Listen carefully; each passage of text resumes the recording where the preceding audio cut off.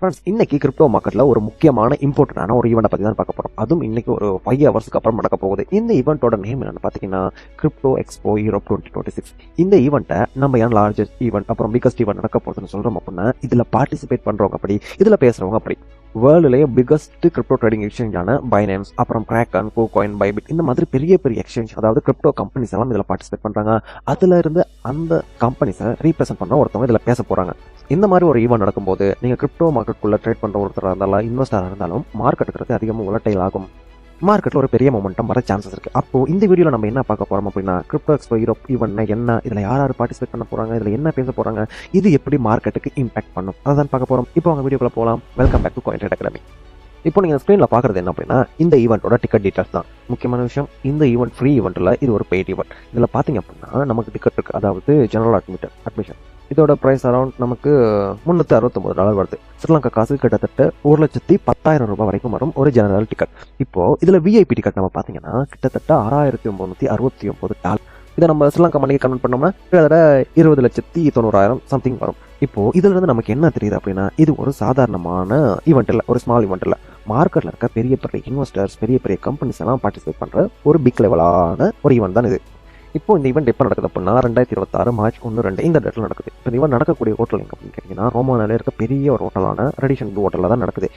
இந்த ஈவெண்ட்ல கிரிப்டோவில் எக்ஸ்பர்ட்டாக இருக்கவங்க, crypto expert, அப்புறம் மார்க்கெட்டில் இருக்க இன்வெஸ்டர், பிளாக் செயின் டெவலப்பர், இதெல்லாம் பிளாக் செயின் கம்பெனிஸ், இவங்க எல்லாமே பார்ட்டிசிபேட் பண்ணுவாங்க.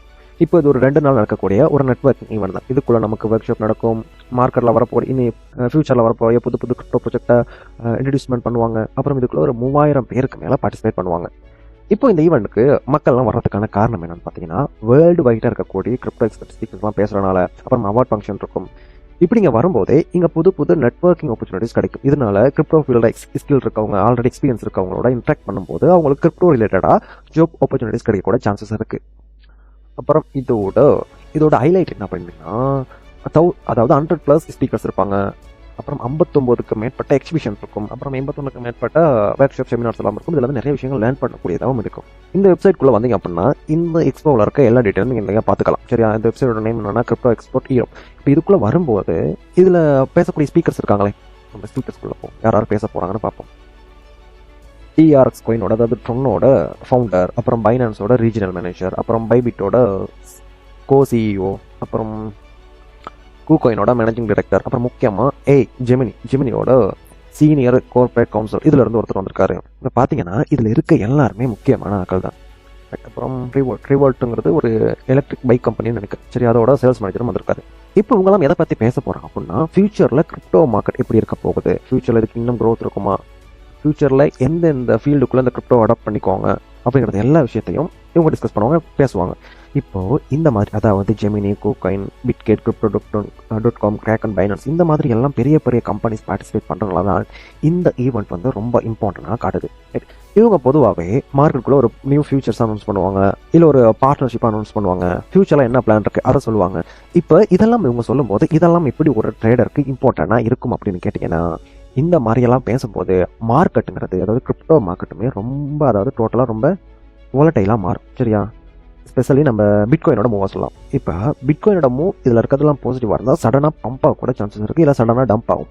இந்த இடத்துல தான் மார்க்கெட்டில் நமக்கு ஃபேக் பிரேக் டவுன்ஸ் இந்த மாதிரி எல்லாம் நடக்கும். ஏன் இந்த மாதிரி ஒரு நியூஸ் வெளில வருது அப்படின்னா, மார்க்கெட்டில் இருக்க வேல்ஸ் எல்லாம் இதை வச்சு தான் ப்ளே பண்ணுவாங்க. அதனால நீங்கள் ட்ரேட் பண்ணுற ஒருத்தராக இருந்தால் கேர்ஃபுல்லாக ட்ரேட் பண்ணுங்க.